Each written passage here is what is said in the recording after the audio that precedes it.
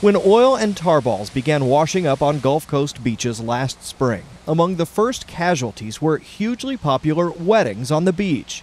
Overnight, what had been big business here in Orange Beach, Alabama, evaporated. When hundreds of brides canceled their flower orders, this family-owned flower shop was put on the brink. We were devastated. Still are.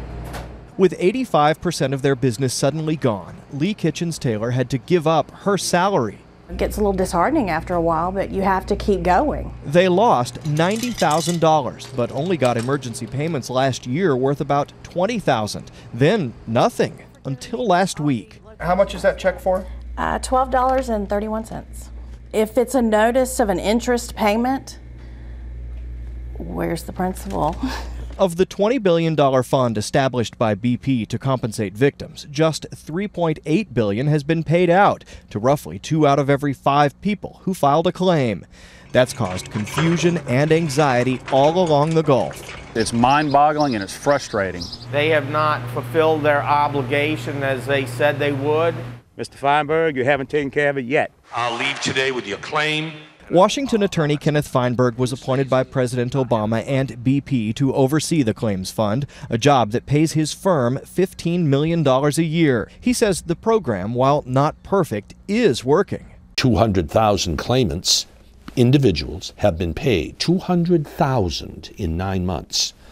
Now, it may seem like a low percentage relative to the total number filed, but do not ignore the absolute number.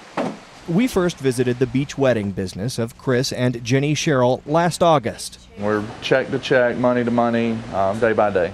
Within 3 days of the oil spill, they'd lost 14 weddings worth $10,000 apiece.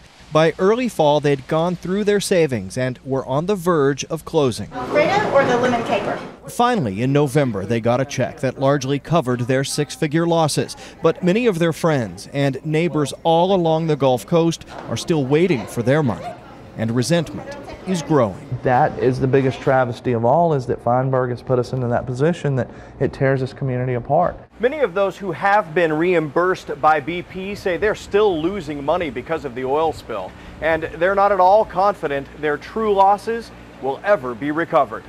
Don Teague, CBS News, Grand Isle, Louisiana.